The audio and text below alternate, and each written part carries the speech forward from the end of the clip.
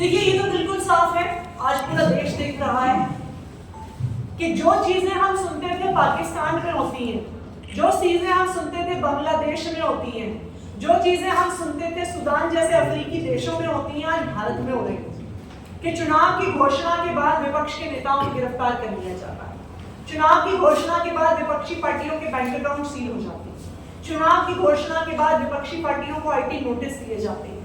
मुझे लगता है चुनाव खत्म होने से पहले हो सकता है कि विपक्ष की कुछ पार्टियों को डी रजिस्टर भी कर दिया जाए, उनका सिंबल भी छीन लिया जाए। ये तानाशाही नहीं है तो और क्या है? ये तो हम रशिया में भी देखते हैं, ये तो हम नॉर्थ कोरिया में भी देखते हैं जहां पे तानाशाही है, जहां पे लोकतंत्र नहीं है, कि एक ही आदमी चुनाव लड़ता है, एक ही आदमी सारे वोट पाता है, फिर कहता है कि मैं लोकप्रिय और लोकतांत्रिक तरीके से चुना हुआ नेता हूं। तो आज भारत में भी यही हो रहा है क्या? क्या भारत में भी वही हो रहा है जो हमने पाकिस्तान में देखा कि किस तरह इमरान खान को जेल में डाल दिया गया, उसकी पार्टी के साथ नेताओं को जेल में डाल दिया गया, उनकी पार्टी का सिंबल छीन लिया गया। जो कुछ हम फेलिंग डेमोक्रेसीज में देखते थे, पाकिस्तान, बांग्लादेश, सूडान, आज भारत में हो रहा है। मैं आज आप सबके माध्यम से इलेक्शन कमीशन ऑफ इंडिया को अपील करना चाहती हूँ कि आज जो तीनों इलेक्शन कमिश्नर्स इस कुर्सी पे बैठे हैं, आप टीएन शेषन जैसे दिग्गजों के उत्तराधिकारी हैं। आपकी जिम्मेदारी है, संविधान ने आपको जिम्मेदारी दी है इस देश के संविधान को, इस देश के लोकतंत्र को बचा के रखने की। तो इसलिए आप इस संवैधानिक जिम्मेदारी को पूरा करें, इस देश के लोकतंत्र को बर्बाद ना होने दें। एक बहुत बड़ी जिम्मेदारी इलेक्शन कमीशन के हाथ में। What is your comments regarding 2G spectrum Kalankari and syndicate Raj in Assam?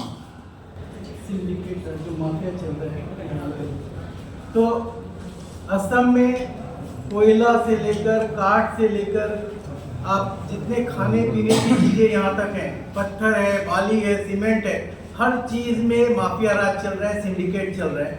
और यही वजह है कि आज असम की जो राजा है, रेवेन्यू जो है, वो रेवेन्यू असम की रेवेन्यू नहीं बढ़ती है और असम सरकार को लगातार हर महीने केंद्र सरकार से लोन लेना पड़ता है, उधार लेना पड़ता है, ऋण लेना पड़ता है। आज असम के ऊपर जो कर्जा है, उस कर्जे का सबसे मूल कारण यही है कि जो असम की संपत्ति है उसकी चोरी हो रही है और पूरे असम में माफिया राज चल रहा है। इस माफिया राज को खत्म करना पड़ेगा और जो सत्ताधारी लोग हैं, सत्ता के पक्ष में जो लोग हैं, उनको गंभीरता के साथ इसके ऊपर कार्रवाई करनी चाहिए। लेकिन असम की जनता ये सारी चीज देख रही है। आने वाले दिनों में अगर ये सरकार इन सब चीजों को ठीक नहीं करती है, इसी तरीके से लोन पर लोन ले जाती है, इसी तरीके से माफिया राज चलता रहता है, तो असम की जनता उसका जवाब देगी।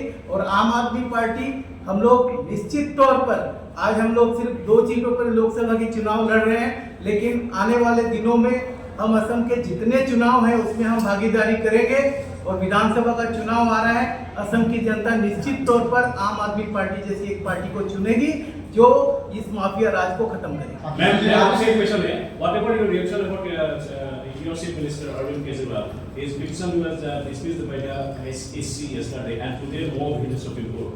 I want to add this. There's a BJP also today staged a protest in the Delhi and demands to the Arvind Kejriwal to quit. मैं भी एक कर देता हूँ इसमें, आखिर बेल क्यों नहीं मिल रहा है? अगर सही है, आपका हिसाब से अगर सही है, तो केजरीवाल जी को बेल क्यों नहीं मिल रहा है कोर्ट से?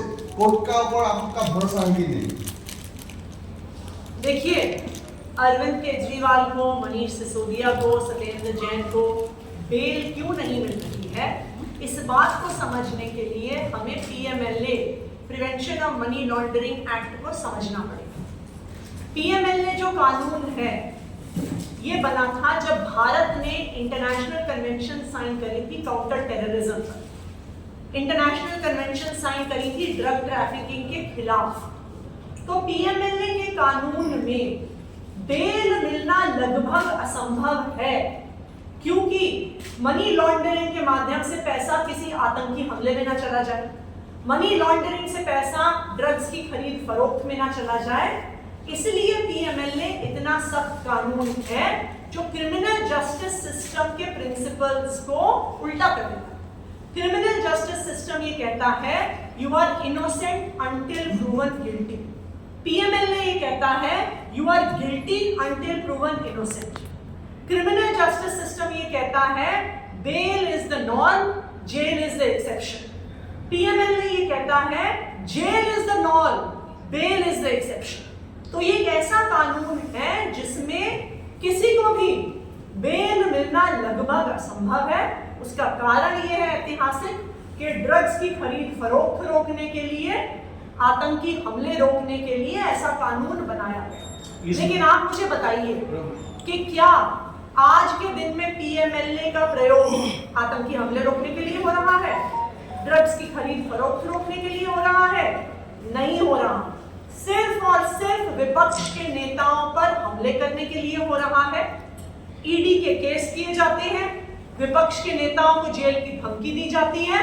अगर वो भारतीय जनता पार्टी में आ जाते हैं तो उनके केस खत्म हो जाते हैं, वो नहीं आते हैं तो वो जेल जाते हैं और पीएमएलए में उनको बेल नहीं मिलती है, क्योंकि वो कानून ही ऐसा है। अगर भारतीय जनता पार्टी कहती है कि अरविंद केजरीवाल ने, मनीष सिसोदिया ने करप्शन किया, तो क्यों प्रिवेंशन ऑफ करप्शन एक्ट में केस नहीं लगाती है? इसलिए नहीं लगाती है क्योंकि उस कानून में बेल का प्रावधान है। अगर भारतीय जनता पार्टी ये कहती है कि अरविंद केजरीवाल ने कोई क्रिमिनल एक्टिविटी करी, भ्रष्टाचार किया, कोई कानून तोड़ा, तो क्यों क्रिमिनल प्रोसीजर कोड सीआरपीसी में केस नहीं लगाती है? इसलिए नहीं लगाती है क्योंकि सीआरपीसी के तहत बेल मिलती है। पीएमएलए में केस करने का कारण ही यही लगाती है क्योंकि सीआरपीसी के तहत बेल मिलती है। पीएमएलए में केस करने का कारण ही यही है कि उस कानून के तहत बेल मिलना लगभग असंभव है। और फिर भारतीय जनता पार्टी के प्रवक्ता केवल ठोक ठोक के कह सके कि बेल क्यों नहीं मिली, बेल क्यों नहीं मिली, बेल क्यों नहीं मिली। तो ये बिल्कुल साफ है कि ना अरविंद केजरीवाल के खिलाफ, ना मनीष सिसोदिया के खिलाफ, ना संजय सिंह के खिलाफ कोई भी प्रूफ नहीं है, कोई भी मनी ट्रेल नहीं है। जब संजय सिंह जी की बेल सुप्रीम कोर्ट के सामने आई तो कोर्ट ने बार बार ईडी से पूछा मनी ट्रेल कहाँ है, प्रोसीड्स ऑफ क्राइम कहाँ है, पैसे मनी लॉन्ड्रिंग का सबूत कहाँ है? ईडी के पास कोई जवाब नहीं था। और इसीलिए जो ईडी विरोध कर रहे थे संजय सिंह की बेल पिटिशन का, उनको अपना विरोध वापस लेना पड़ा। तो आज ईडी का प्रयोग, prevention of money laundering act PMLA का प्रयोग एक राजनीतिक षड्यंत्र के तहत किया जा रहा है। लोकसभा चुनाव की घोषणा के बाद आम आदमी पार्टी के प्रचार को रोकने के लिए किया जा रहा है। दिल्ली की चुनी हुई सरकार को गिराने के लिए किया जा रहा है। अभी क्या करेंगे आप लोग? हम सुप्रीम कोर्ट गए हैं, हमने सुप्रीम कोर्ट में केस फाइल किया है। और आपने एक हाई कोर्ट पर सवाल पूछा था, तो मैं आपको यही बता दूं कि यही हाई कोर्ट था जिसने फरवरी के महीने में संजय सिंह जी की बेल एप्लीकेशन पे कहा था कि बहुत पुख्ता सबूत है उनके खिलाफ, मनी ट्रेल एस्टैब्लिश हो गई है। इसीलिए दिल्ली हाई कोर्ट की इसी बेंच की इसी जज ने कहा था कि मनी ट्रेल का सबूत है। लेकिन जब वो केस सुप्रीम कोर्ट के सामने गया तो उन्हीं दलीलों पर सुप्रीम कोर्ट ने स्पष्ट तौर पर कहा कि कोई मनी ट्रेल का सबूत सामने नहीं आ रहा है। इसलिए हम हाई कोर्ट के फैसले का सम्मान करते हैं, लेकिन हम उस फैसले से असहमत हैं और हमने ऑलरेडी सुप्रीम कोर्ट में केस फाइल किया है और हम सुप्रीम कोर्ट से न्याय की उम्मीद करते हैं। कल कृष्णु ने बीजेपी की तरफ से जो प्रचार किया गया था, यहाँ का ऑनरेबल मिनिस्टर सुशील सिंघल ने आपका मतलब पाप बोला है और आपने सब पापी लोग ऐसा बोलते बोला, इसके बारे में आपको क्या कहना है? आप एक पाप बोला, आप मिनिस्टर आप कहना सब पापी, इसके बारे में क्या काम करते हैं? क्योंकि देखिए क्या है जेल में कि भारतीय जनता पार्टी ने और प्रधानमंत्री नरेंद्र मोदी जी ने चुनाव की घोषणा के बाद अरविंद केजरीवाल को गिरफ्तार करके ये बता दिया है कि विपक्ष के कौन से नेता से उनको डर लगता है। देखिए, हम सबने शास्त्रों को पढ़ा है, हम सबने कृष्ण और कंस की कहानी पढ़ी है। जब कंस को पता चला कि उनकी बहन का बेटा उनका अंत करेगा, उनका नाश करेगा, तो उन्होंने अपनी बहन को जेल में डाल दिया, उनके पति को जेल में डाल दिया, उनका जो हर बच्चा पैदा हुआ उसको मार दिया। उनको पता था कि उनका अंत आखिरकार भगवान श्री कृष्ण करने वाले हैं। तो आज अरविंद केजरीवाल जी को जेल में डालकर प्रधानमंत्री नरेंद्र मोदी जी ने पूरे देश को बता दिया है कि उनके राजनीति का अंत अरविंद केजरीवाल ही करने वाले हैं। Is BJP trying to impose the president's rules in Delhi? ये तो ऑब्वियस है। देखिए बीजेपी की समस्या क्या है? बीजेपी को पता है कि वो आप कितनी भी कोशिश कर लें, वो दिल्ली में अरविंद केजरीवाल को, आम आदमी पार्टी को नहीं हरा सकती। 2015 में मोदी जी के प्रधानमंत्री बनने के मात्र 8 महीने के बाद जिस शहर में वो रहते हैं, जहां पे उनका घर है, जहां पे प्रधानमंत्री कार्यालय है, उनकी नाक के नीचे Arvind Kejriwal 67 out of 70 seat जीत के गए। उनकी इतनी कोशिश के बाद, अरविंद केजरीवाल के काम रोकने के बाद, एलजी से इंटरफेरेंस करवाने के बाद 2020 में अरविंद केजरीवाल फिर से 70 में से 62 सीटें जीत के गए। फिर एमसीडी का चुनाव आया। एमसीडी के चुनाव में भारतीय जनता पार्टी ना हारे, इसके लिए पार्लियामेंट में कानून लेके आ गए चुनाव को डिले करने के लिए, एमसीडी यूनिफिकेशन का 10 महीने लगा के डिलिमिटेशन करी। गुजरात के साथ चुनाव करा साइमल्टेनियस, फिर भी भारतीय जनता पार्टी चुनाव हार गई।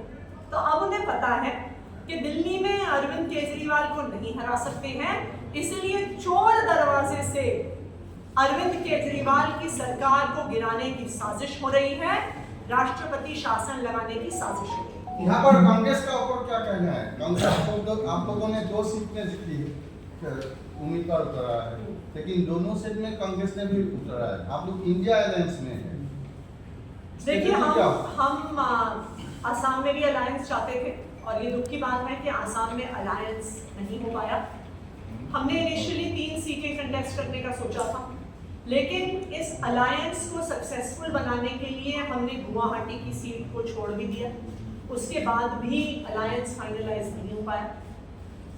हम चाहते तो थे कि अलायंस फाइनल हो पाए, लेकिन हमने उन 2 सीटों को चुना है जहां पर हमारा मानना है कि आम आदमी पार्टी के प्रत्याशी भारतीय जनता पार्टी को हरा सकते हैं। आम आदमी पार्टी का इस लोकसभा चुनाव में सिर्फ एक ही उद्देश्य है कि जिस भी सीट पर हम चुनाव लड़े, हम भारतीय जनता पार्टी को चुनाव लड़ें।